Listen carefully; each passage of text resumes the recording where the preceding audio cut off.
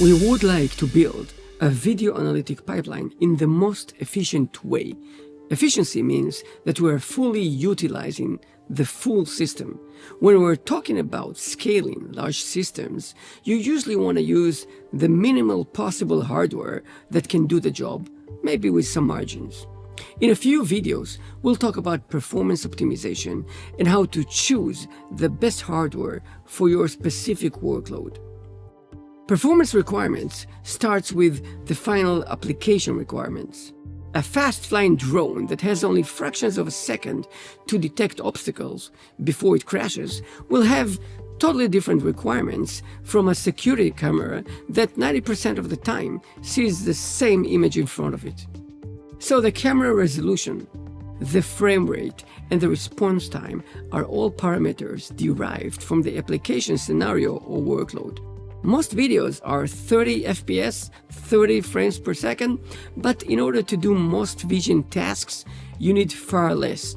Sometimes 10 or even 5 frames every second are enough. In that case, we do not need to analyze all the images, all the video frames, and save a lot of compute power. Navigate to the DealStreamer documentation, to Elements, and you can see that all the 3 commands used for inference, GVA detect, GVA classify, and GVA inference, have the option to skip frames. You can see that there is a parameter called inference interval.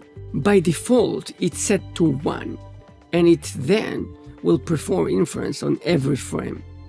Setting this property to 2 will perform inference on every other frame, basically saving you half the inferences, and so on.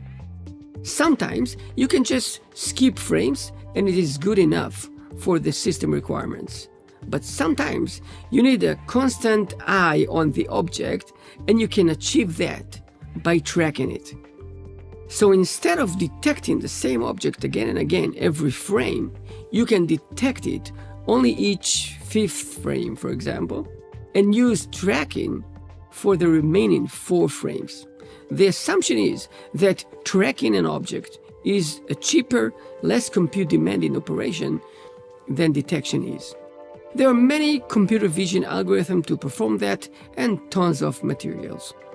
Just think about the difficulty to detect the basketball in the picture and how easy it is.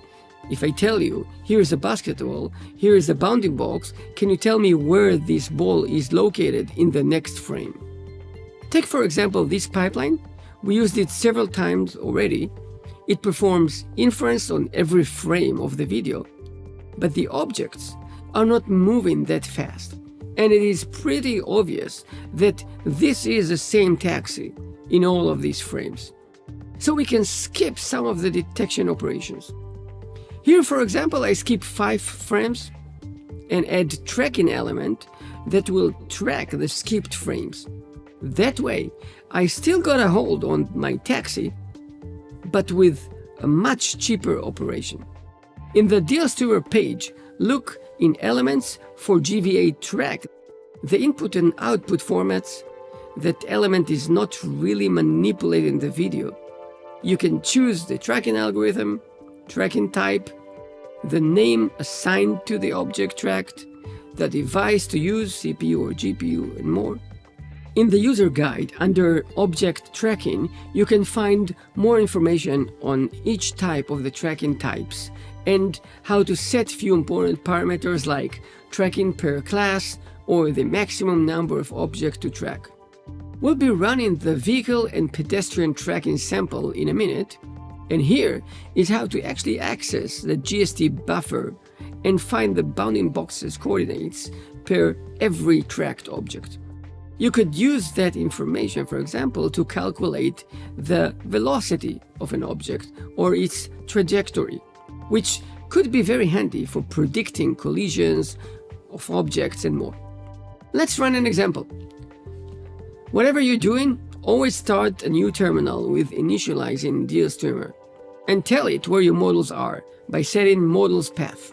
I'll go to the samples directory and copy the vehicle and pedestrian tracking example to my home directory.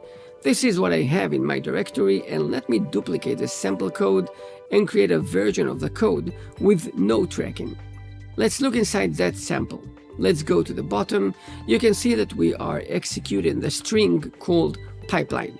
We're using the GST launch tool. This is a source video, decode, and here is the detection. We're using this model and this model proc, and we are skipping frames by using inference interval determined by detection interval variable. The result of the detection goes to the person classification model and in parallel to the vehicle classification model, and then to the sync element. Between the detection to the two classification comes this, tracking. So we basically use tracking of that type, tracking type, to track objects in frames that don't run the detection model. And I'll just delete the tracking. No tracking in this script anymore. And here are the parameters used by the script. First is the input video file used, then the detection interval. 1 means every frame go through detection, the target device, the output type, and the tracking type. Let's run the sample. I'll first use the version that has no tracking. This is my input video, and let's start with 1.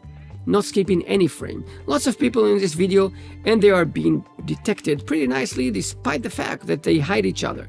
And now run the same script with an interval of 10. So we run the model on each 10th frame, and 9 are being just skipped. We run it on a CPU, and we would like to display the result. We save a lot of compute power, but we are missing many frames in between. And now let's add the tracking.